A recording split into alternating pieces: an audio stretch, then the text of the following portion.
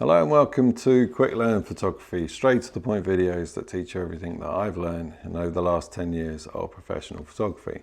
My name's James, and in this video we're going to talk about TTL, what it is, and it's usually in these things, speed lights. This is a really small one. They can be huge, they can be little. TTL, you'll see that on lighting. Now, if you've been learning a bit about lighting, I've sort of been doing a progression of it, working my way through the lighting thing, so check that playlist out if you want to learn more. But if you've got one of these, a speed light or any kind of light, some of them do have a function called TTL. So what is it? Well, first of all, it means through the lens. So it kind of gauges how much power output these things kick out by looking at what you're focusing on through the lens and the distance of it. So I'm going to demonstrate this in a minute, okay? So when I use lighting, studio lighting or portrait work or whatever it is, I control the lighting. I don't want it in any kind of like auto mode, okay, which is what TTL is. I have it on manual and I adjust the light accordingly. So why would people use TTL when it kind of guesses for you how bright the flash should be? Well, it's really good for quick fire stuff, run and gunning, like paparazzi. I've never done that kind of thing, but like documentary photography, or documentary stuff where you haven't got time to be constantly adjusting the settings on the camera, the flash, which is on top of the camera, okay? You haven't got time for it. So TTL kind of helps you on the way. It judges how much power is needed and how much. That's kind of it really. So I'm going to show you that. I've said that, haven't I? I'm going to show you that in a minute. So let's recap again. Whatever you focus on, it will know the kind of distance that that subject is. So if it's something really close, it will reduce the power. Say the flash is like this on top of the camera. If you go really close to it, it's going to reduce how much power because you don't want it whitewashed. If something's far away, say a person, and you get the focus dots on that, it's going to increase the power because it knows what you're trying to hit, okay? So that's kind of it as well.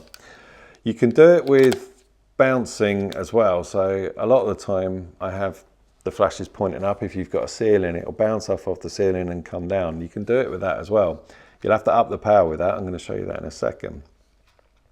So it's really, really handy if you just want to light the subject up. You're not going for high-end professional portrait work or whatever it is. You just want to illuminate the subject or whatever it is you're photographing. If you're moving around erratically or they're moving around erratically, you perhaps haven't got time to be mucking around with all the settings and that. You can adjust the settings on the camera, or you can adjust the settings on the flash, sort of make it more powerful and less, but TTL is kind of like your friend to help you in those quick fire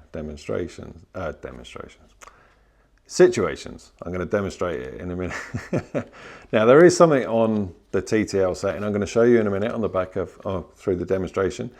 It's kind of like exposure compensation, where you can adjust the power higher or lower of the automatic mode of TTL. So if you don't know what exposure compensation is, check this video on a camera, where you can do that on a camera, where you're on like an automatic mode, but you can make it darker or brighter, even though the exposure is going to change according to what you're photographing, but you may want to keep it looking darker a little bit, or you may want it brighter, so you have to up the exposure compensation.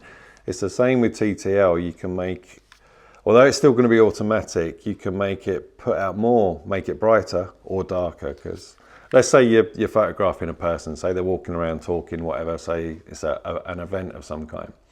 And every time you hit them with the flash, it lights them up, but you're looking at the back of the camera and you think, oh, it's a little bit too bright. So you dial it down like minus, like you minus the compensation for the TTL. So then it won't put out quite as much power. Even though it's going to vary the power output according to distance, it will be less than what it thinks it should be.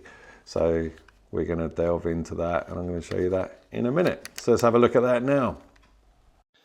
Okay, so we got a flash on top of camera. What we're going to do is press mode, go through the options and get it on TTL. So now we're good to go. So let's take some photos. So right, we've got our model over there. She's got backlight behind her, and as you can see by the camera, It's looking pretty dark. So we've got our flash pointing right at her, and let's take the shot. So if we focus on her face, good. So that's lit her up. It's not very great lighting, but it's lit her up and it's counteracted the background behind. So what we're going to do now is go further away. I'm going to walk further back, so she's a lot further away now. So this means that this is going to have to put out more power. So I've focused on her, so it's working out all the measurements now. And there, yeah, it's lit her up again. Again, it's not great light, but it's done the job. So let's go the other way now. Let's go even closer.